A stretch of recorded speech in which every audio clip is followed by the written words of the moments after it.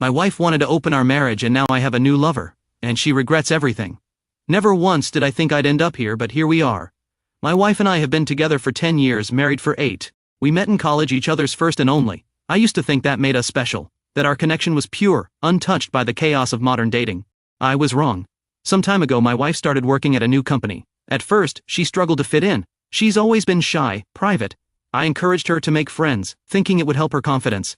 Eventually she found a group of coworkers she bonded with. Most of them were single, divorced, or casually dating, women who spoke about freedom, empowerment, and self-discovery.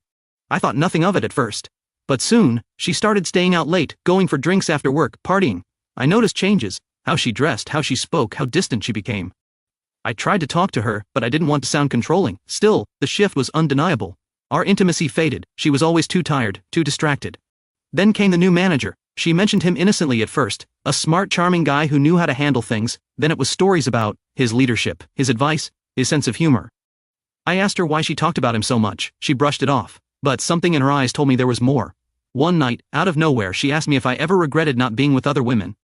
I said no. I told her she was all I ever needed. For a second I saw something flicker in her face. Sadness? Regret? I wasn't sure. Then she changed the subject.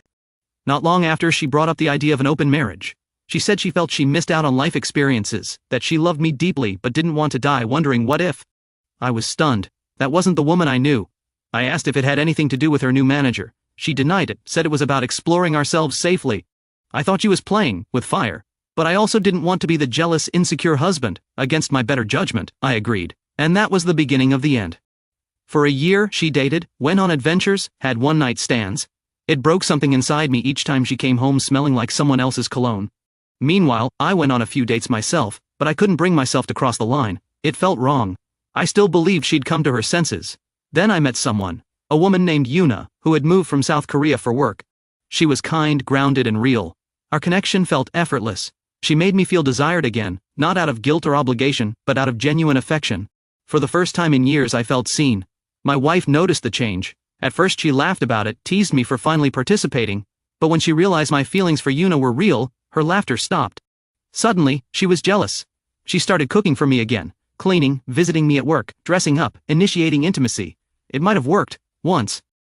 But not anymore. The love I had for her had died somewhere in that open space she created. When she asked what changed, I told her the truth. I couldn't see her the same way. She cried. The next day, she begged me to close the marriage, said she regretted everything, that she'd been drunk on attention. She admitted her friends encouraged her, that her manager told her to live free. She called it thrilling but said it felt like driving blind at full speed. Then she said something I'll never forget, that she now realizes she destroyed something unique, something real. But regret doesn't rebuild what's already burned. She quit her job, cut off her friends, blocked her manager. She wanted to fix things. But I didn't end things with Yuna. She had been there when my world collapsed. She reminded me what love could feel like. I started therapy. My wife joined too. In our first session she laid everything out. How her friends convinced her she'd missed her youth, how she let curiosity turn into temptation, and how she used open marriage as a loophole to cheat without guilt. She claimed nothing physical happened until after we opened the marriage. That it started as emotional closeness, late-night talks, confessions, flirty jokes. But I wasn't convinced. During our second session, I asked again. She froze. I pressed. Finally, through tears, she admitted they had touched themselves in front of each other once before the marriage opened. She said it wasn't physical, so it didn't count. My stomach turned. Even the therapist was speechless. My wife broke down, shaking, crying uncontrollably, apologizing over and over. I couldn't even speak. Then she told us what ended it. She overheard her manager talking to another man in his office, bragging about her. He said he was surprised how easy it was, that you can't trust the quiet ones, and that she was a pleasant distraction. He even joked that he felt bad for me but said, "You snooze, you lose." That broke her. She said she vomited in the parking lot. She told me she never stopped loving me, that she thought she was discovering herself, but she was really destroying herself. She said she wants to move away, start over, but how do you start over from ashes? I told her I needed time. She begged, sobbing, clutching me like I was slipping away. The counselor convinced her that time apart might help. I packed my things that night. While I was packing, one of her ex-friends called her crying. Apparently that same manager had slept with her too. The woman thought she was pregnant. Her own boyfriend found out because of an email exchange, and the manager called her a baby trapper. It was chaos. A mirror of the same destruction my wife had unleashed. I walked out. I've been living in an apartment since, trying to think clearly. My brother suggested I see a divorce lawyer. I did. I'm not sure what I want yet, but I know what I can't do anymore, pretend we can go back to what we were. My wife still texts me, begging for another chance. She says she'll never forgive herself, that she'll wait as long as it takes. But the truth, I don't feel the same. She killed something sacred, trust. She says she was lost, manipulated, naive. Maybe she was, but so was I, believing love alone could protect us from the world. She asked me once what my lover gives me that she can't. I didn't answer. Because the truth would have destroyed her. Yuna gives me peace, something my wife took away a long time ago. And while I don't know where life will go from here, I know this: some doors, once opened, can never be closed again. A few weeks passed since I moved into the apartment, and silence became my new companion. Every morning felt strange without the sound of her making coffee or the faint smell of her perfume lingering in the hallway. It's funny how routine becomes a ghost when love dies. I still catch myself glancing at my phone, expecting a message that says something ordinary, not another apology, just a reminder of normal life. But every time her name pops up, it's another long text about regret, forgiveness, and how she finally understands. I don't think she realizes that understanding always comes too late. Therapy continues, but now I go alone. The counselor told me that sometimes love doesn't die. It transforms into grief. I didn't want to believe her, but she's right. I'm grieving a woman who's still alive, a marriage that existed in another lifetime. Yuna has been gentle through all of this. She doesn't push, doesn't demand. She simply shows up, listens, and gives me space to breathe. There's no drama, no manipulation, just quiet presence. When I'm with her, I remember what peace feels like. One night she asked me if I thought I'd ever forgive my wife. I said forgiveness isn't the problem, trust is. You can forgive someone and still never let them near your heart again. She nodded like she already knew. Maybe that's why I'm drawn to her. She understands silence better than anyone. A few days ago I met my wife for coffee. It was her idea. She looked exhausted, smaller somehow, like the weight of her choices had physically shrunk her. Her hands trembled when she picked up her cup. She didn't wear makeup. She didn't need to. Guilt had painted her face enough. She told me she's been seeing a therapist alone too. She said she's learning to take accountability, to understand how she confused excitement with love.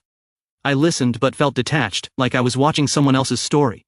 She asked if there was any chance for us. I told her the truth, I don't know. Maybe someday I'll remember us without pain, but right now I can't go back.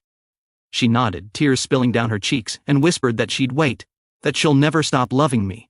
I wanted to tell her not to, that clinging to something broken only makes the shards cut deeper. But I didn't. I just sat there, feeling the ghost of the man I used to be fade a little more. When I got back to my apartment, Yuna was there, sitting on the couch reading. She looked up, smiled softly and said, "Rough day?" I didn't answer. I just sat beside her, and she rested her head on my shoulder. For a long time neither of us spoke. The world outside moved on. Cars passing, people laughing, life continuing as if nothing had ended. But something in me shifted. I realized I wasn't angry anymore. Just tired. Maybe healing doesn't mean getting back what you lost. Maybe it means accepting that you never will. My wife wanted to open our marriage because she thought love could survive without boundaries. I agreed because I thought love could survive anything. We were both wrong. Some nights I still think about that version of us, the young couple in a tiny apartment, believing forever was something you could promise and keep. But forever only exists when both people guard it. She dropped her guard, and I dropped my faith. Now, all that's left are two people learning how to live with what they've done. Maybe she'll find peace someday. Maybe I will too, but not together. I deleted her last message this morning, the one that said she still dreams of me coming home. And for the first time in months, I didn't cry, didn't feel guilt, didn't feel rage, just calm acceptance. I poured myself a cup of coffee, opened the window, and let the cold morning air fill the room. Somewhere out there, she's probably doing the same. Two people staring into the same sky, wondering how something so beautiful could break so completely. And maybe that's the cruelest part. Realizing love doesn't always end in hatred or betrayal. Sometimes it ends in silence, sometimes it just fades, leaving behind nothing but the echo of what could have been. And as I watched the sunrise paint the horizon, I finally understood. I didn't lose her when she slept with someone else. I lost her the moment she thought she needed the world to feel alive. I hope she finds what she was looking for. I already have.